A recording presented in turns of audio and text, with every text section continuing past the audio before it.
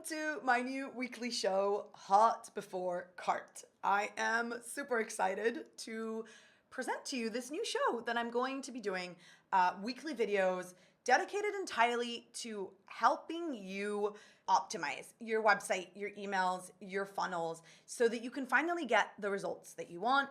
My goal here is to create something short that you can really just start acting on. What I found, especially from teaching on stages all over the world, teaching my course, Emotion Sells, that the best way to learn is not just by hearing the strategy, but by actually seeing how things work and getting a kind of, under the hood peek. Each video will feature 4 different segments. The first one is into the optimization verse, and you'll notice there's a theme. So into the optimization verse is me taking 5 minutes out of the video each week to teach you something new.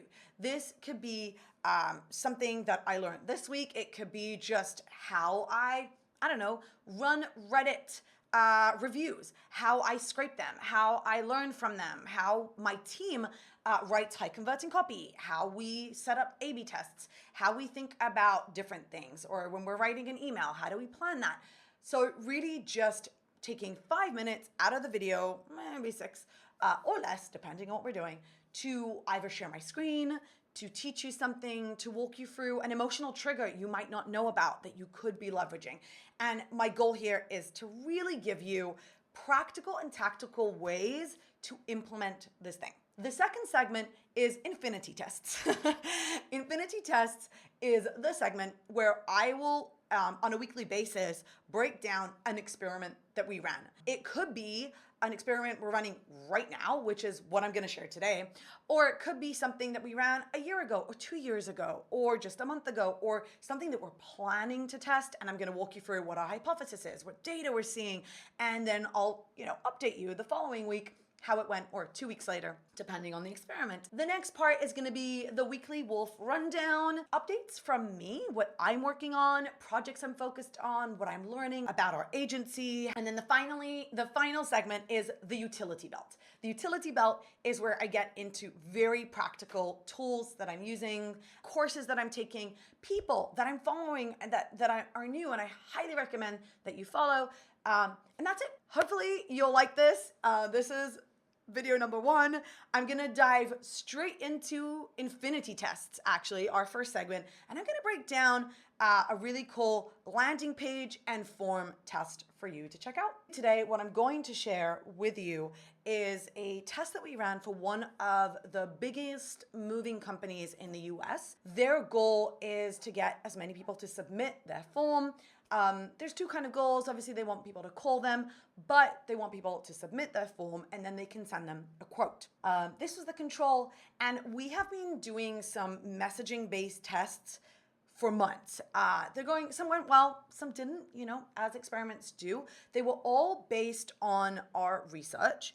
And one of the things that we recently understood by doing even more research, looking at Reddit conversations, Quora conversations, surveying customers, speaking to customers in interviews, is that when someone is trying to choose a moving company, they are really stressed, and they're also choosing between 3 or 4 different companies. So they're not just, going to the first moving company that they find, filling in a form, getting a quote, and just going, cool, let's do this. They're really kind of evaluating 3 or 4 different companies. And what we understood when we kind of looked through all the different industry pages is that most of them are really long. They have this introduction about their company, the brand, who they are. Then they kind of dive into, and these are our services, and this is how we work, and this is how it will work, and these are the steps you should take. And then there's of course, there's a form. Sometimes it's above the fold, but sometimes it's below the fold. But there's a lot of information there. And by the way, critical information that people need for moving. But if our hypothesis is correct, which is when people are coming to this page, they're not necessarily making a decision. They just want a quote. They just want to be able to compare it to other offers. Then are we actually giving them too much information? Are we actually making it too hard for them to convert because we're just giving them too much of a mental load? So our hypothesis, let me just walk you through the control. So the control had company logo. This is kind of header, the headline, the subhead. Always value-based, always, stress-free. Don't worry. This is what we're doing. This is what you're going to get. Some great bullet points. Then we have the form. The form field is where are you moving from? Then we have another kind of, and this is the 3 steps. This is how it's going to work with an image of an actual person helping them move, with some 3 bullets of like, first you do this, then you do that, then we're going to do this. This is how it's going to work. Then we have some testimonials and the footer.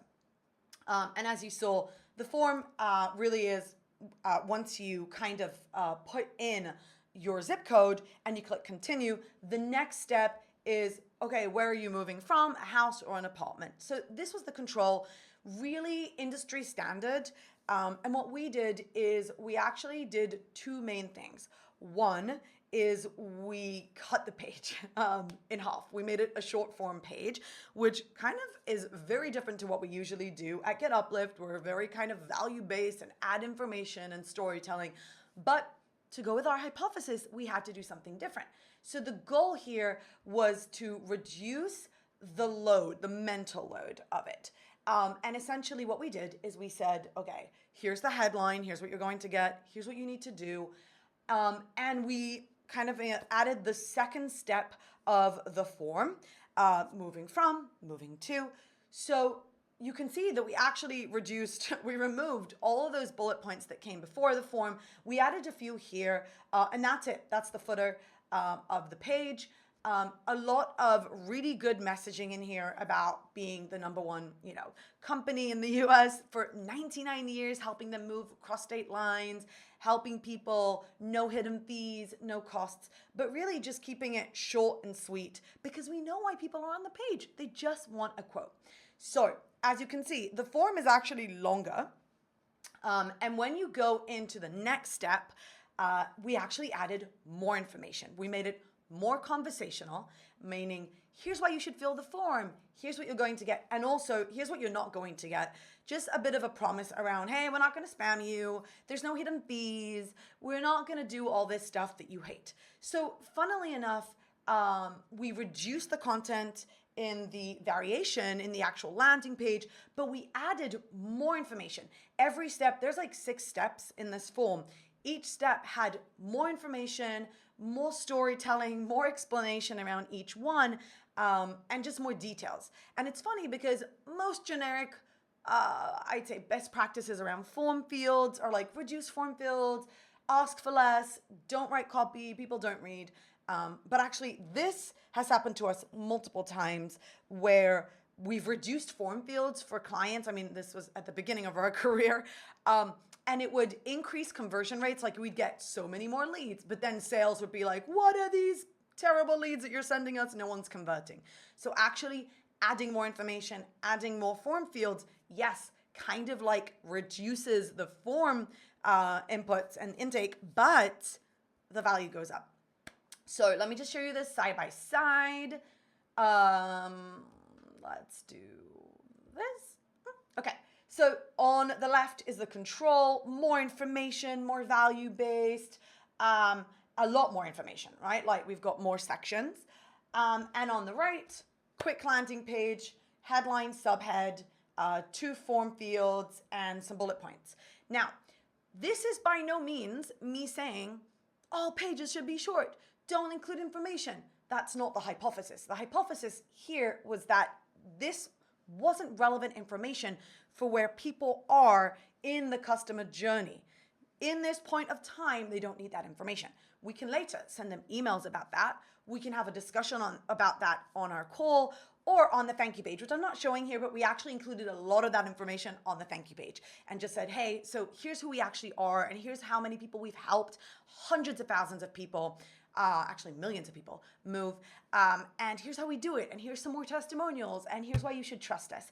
So it really is about giving people the information that they need when they need it according to the problem they're trying to solve at that moment.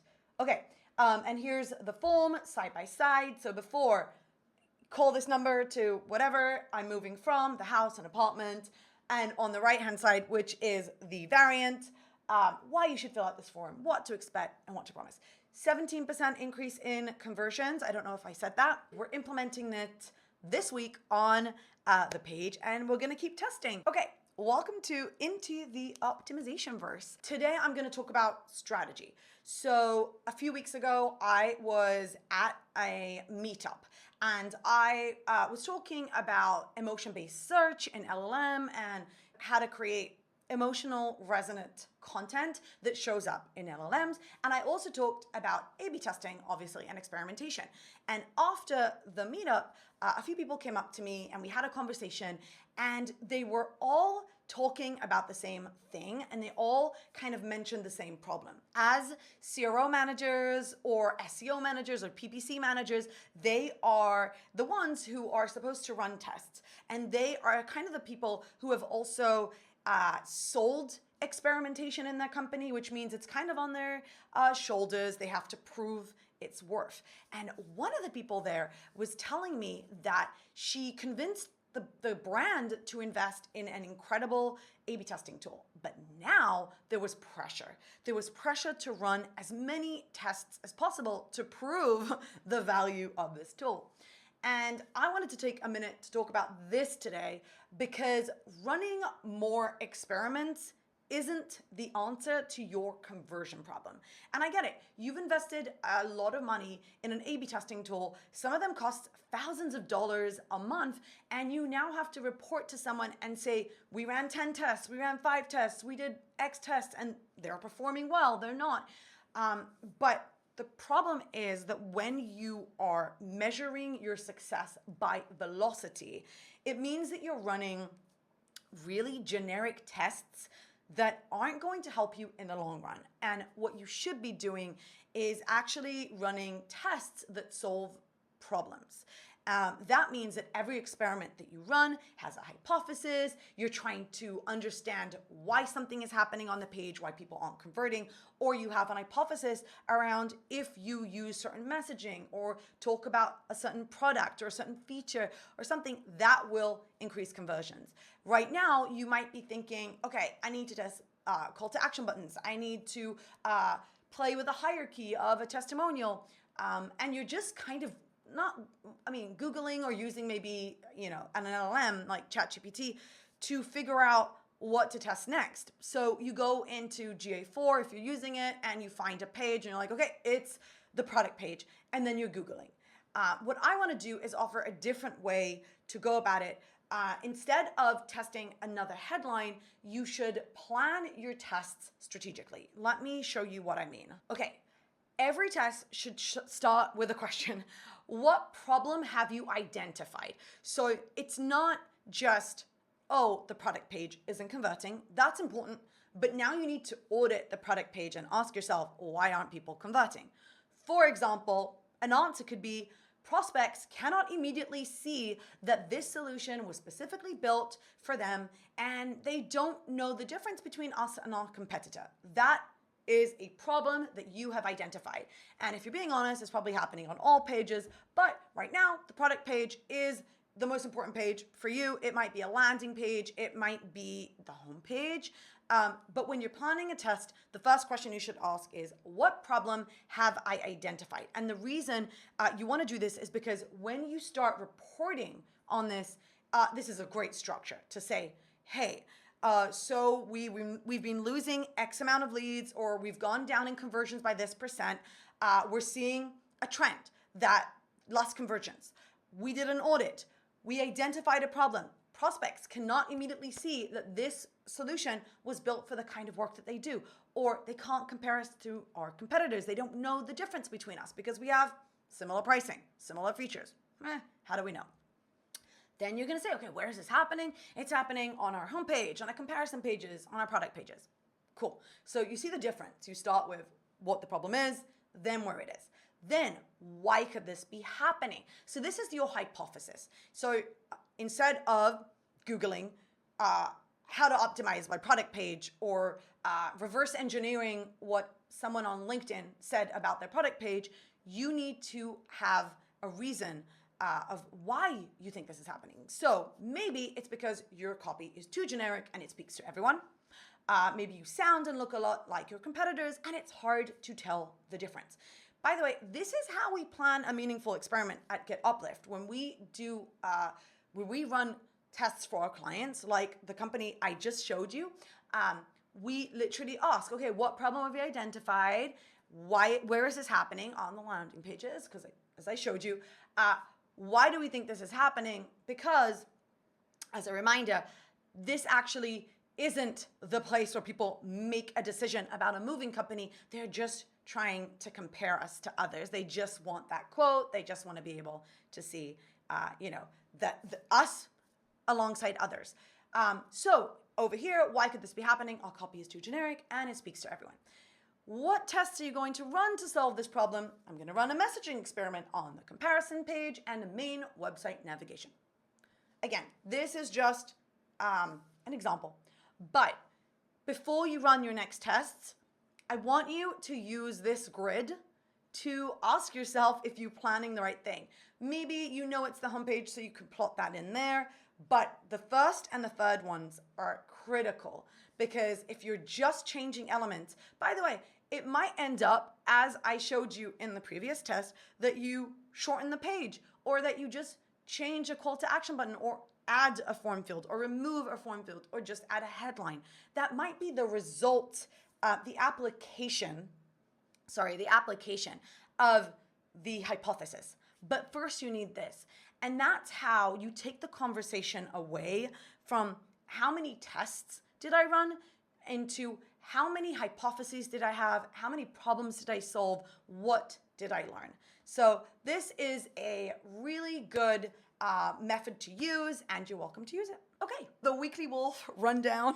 The biggest thing right now on my agenda is my book. If you know or don't, I published it in June. What I'm really focused on right now is spreading the word, getting people to know what the book is about. And I'm getting ready to record the audio book. I myself listen to books and it's a lot harder for me to pick up a book and read it, even though most people have told me, and I've done this too, you can read this in like one sitting session. But for me, having an audio, is really important. What else am I working on? I'm working on 3 different slide decks right now for conferences. I am also preparing a workshop for Athens. On September 26th, I'm speaking at Sherpa Society. They've invited me to do a workshop and anyone can attend. So it's not for the company. If you are in the vicinity and you want to come to a workshop, welcome. We're going to do like a full day of emotional targeting work, which is exciting. The other thing that I'm working on is client work. Obviously, a lot of strategic thinking and planning of the next months that are left of the year. I can't believe it's August, but we're building all the testing roadmaps for our clients. What else? Oh, I just watched Fantastic Four for the second time. I loved it. So Fantastic Four, Superman, I would love to know. I know this makes no sense for experimentation, but as you can see by the names of the segments, Superman or Fantastic Four. I feel like Fantastic Four, I don't know how you feel, but I loved Fantastic Four more than Superman, even though Superman was great. And I think this is a good time to move into our fourth and last segment, the utility belt. First tool I want to recommend is SparkToro. It is one of my favorite tools right now. We are heavy users at Get Uplift, and we use it to help do our own audience research for our clients. It helps us understand what YouTube channels our clients, prospects are following, what podcasts they're listening to, where they're searching, where are they hanging out. And I just did a quick free account, threw in moving companies as an example to show you how incredible the information is here. If you want to know what social networks they're hanging out, where they're doing all their search, what websites they're visiting, their YouTube channels, the podcasts they're listening to. There's just so much information here that can help you figure out where you should be investing your paid media, what Reddit threads you should be scraping and looking at and listening to conversations on. It can help you identify so many cool things about your prospect, and I highly recommend that you use it. And actually, SparkToro is getting ready for Spark Together, which is an incredible conference I highly recommend you go to. Spark Together is happening in October. I am hoping that I can get there. It is a wonderful conference if you are sick of the generic tips that you get at conferences, or just how it's always about the good stuff. It's always the like, we crushed it, we did amazingly. This event highlights where they failed, what didn't work, how they fixed it. There are some incredible speakers. I highly recommend that you go. Another favorite in my utility belt is Influence by Robert Cialdini. It is one of my favorite books. I think I've read it 3 or 4 times by now. It is a wonderful book. If you're looking to get started with understanding consumer behavior, why people buy from you, it gives you a lot of incredible examples and information about psychological triggers and our emotional motivations and why we buy things. It is just one of, just the most important books you can read. Do not skim, read every piece. Highly recommend. The other thing and last thing I will share is that I am about to start a course prototyping with AI. I'm not going to share much about it yet because I want to try it out before I recommend it. I use AI heavily every day, but I'm still feeling like I'm not doing enough and I could be doing more. And I'm seeing some people put out incredible things and I just really want to be able to do that too, which why shouldn't I? I will update you how it goes. That's it for this week. Thank you so much. What do you say at the end of videos? Like, subscribe, whatever. Leave some comments. Let me know what you think. Until next week.